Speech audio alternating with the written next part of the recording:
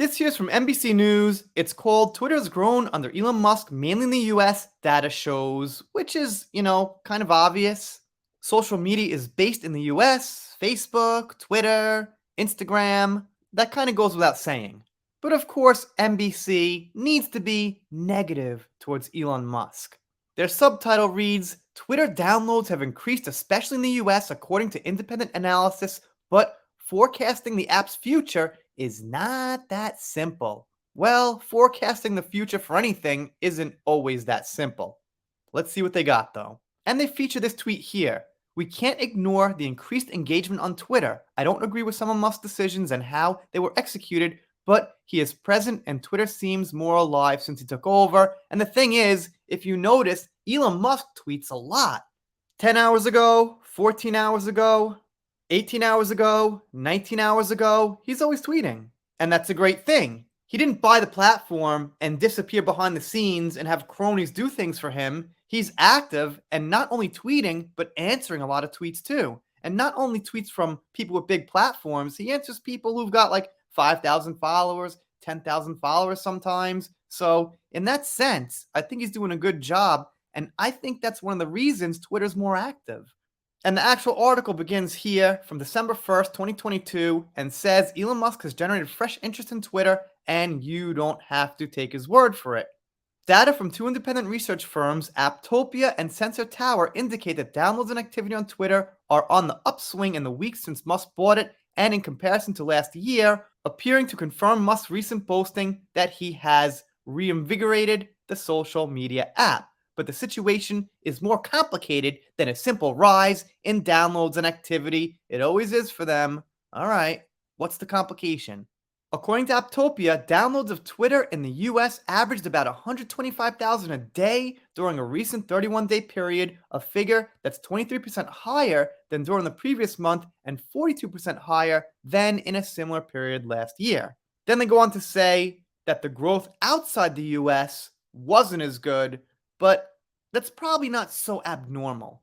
They say, in so many words, that people abroad aren't taking Musk as a public figure, or you could say a leader on the platform, or something like that. They specifically say if you're in Italy, maybe this is not top of mind for you. I'm here in Japan. Obviously, there's a little news of Twitter. I've seen it on TV, on the major Japanese news stations, but it's not big news.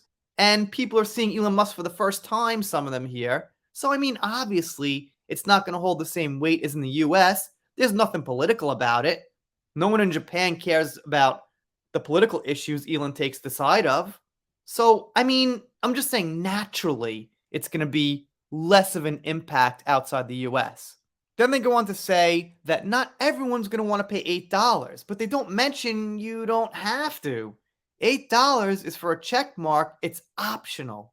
A lot of these news outlets who are not exactly on Elon's side and are being very pessimistic are saying, yo, that $8 fee is going to get in the way. Well, why don't you just say it's optional?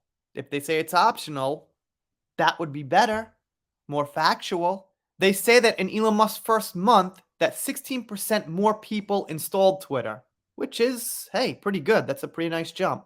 And the company's Sensor Tower reported a modest rise in overall activity. They say worldwide users are up 2%. But then they go on to say, social media experts said the spark of interest may only be temporary, tied in part to the suspense around the future of Twitter. I don't know.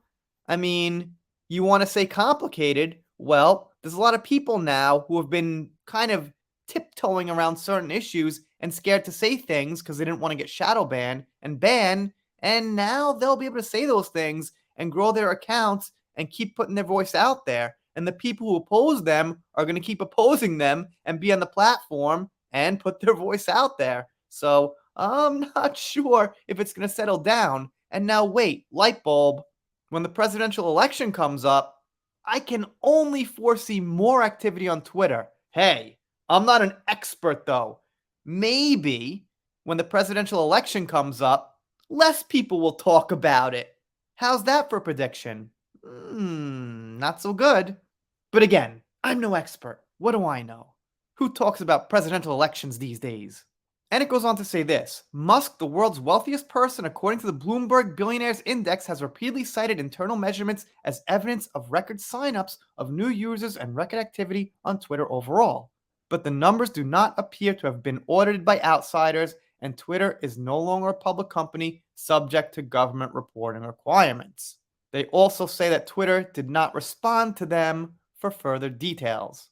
The vice president of Twitter tweeted out that it felt more alive with Elon Musk on there taking the reins. And for me personally, because I check for YouTube content, I check Twitter like once an hour, and it does seem pretty active. I mean, more so than it ever was. Anyway, let me know what you think down below. Doing entertainment, doing depth first heard still. Whatever comes up, I'll be following it. Amber's appeals coming up. You never know what happens with that. It's always nice to see Johnny's next move, what he's involved with next. And if you don't subscribe here, I'll be sad, but I'll get over it. See you next time.